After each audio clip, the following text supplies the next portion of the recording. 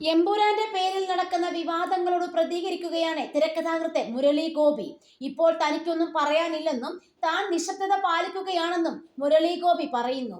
സിനിമയുടെ പേരിൽ അവർ പോരാടട്ടെ എന്നും എല്ലാവർക്കും അവരുടേതായ രീതിയിൽ സിനിമയെ വ്യാഖ്യാനിക്കാൻ അവകാശമുണ്ടെന്നും മുരളി ഗോപി പറഞ്ഞു. PTIയോട് സംസാരിക്കവെയാണ് അദ്ദേഹം ഇക്കാര്യം വ്യക്തമാക്കിയത്. വിവാദത്തെക്കുറിച്ചൊന്നും എനിക്കൊന്നും പറയാനില്ല. ഞാൻ പൂർണ്ണ നിശബ്ദത പാലിക്കുന്നു. അവർ സിനിമയുടെ പേരിൽ പോരാടട്ടെ. എല്ലാവർക്കും അവരുടേതായ രീതിയിൽ സിനിമയെ വ്യാഖ്യാനിക്കാൻ അവകാശമുണ്ടെന്നും മുരളി ഗോപി പറഞ്ഞു. മുരളി ഗോപിയുടെ തിരക്കഥയിൽ പൃഥ്വിരാജ് സംവിധാനം ചെയ്ത ചിത്രമാണ് എമ്പുരാൻ. മോഹൻലാൽ, അബ്രാം ഖുറേഷിയായി എത്തിയ ചിത്രം മാർച്ച് 27-നായിരുന്നു തിയേറ്ററുകളിലെത്തിയത്. റിലീസിന് മുമ്പ് തന്നെ കളക്ഷൻ റെക്കോർഡുകൾ തിരുത്തിയ ചിത്രം റിലീസ് ചെയ്ത് 48 മണിക്കൂറിനുള്ളിൽ 100 കോടി ക്ലബിൽ കയറി.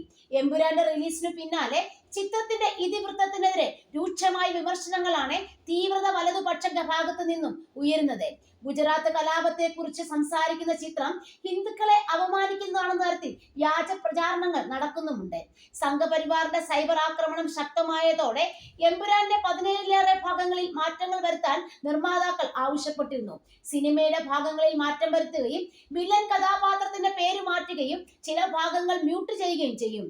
പ്രധാന വില്ലന്റെ ബജറംഗി എന്ന പേര് മാറ്റുകയും ഗുജറാത്ത് കലാപവുമായി ബന്ധപ്പെട്ട ദൃശ്യങ്ങളിൽ പലതും കട്ട് ചെയ്തുമായിരിക്കും ചിത്രം ഇനിയും തിയേറ്ററുകളിൽ എത്തുക. എമ്പുരാനിൽ ദേശീയ ഏജൻസിയുമായി ബന്ധപ്പെട്ട ഭാഗങ്ങളും മ്യൂട്ട് ചെയ്യും.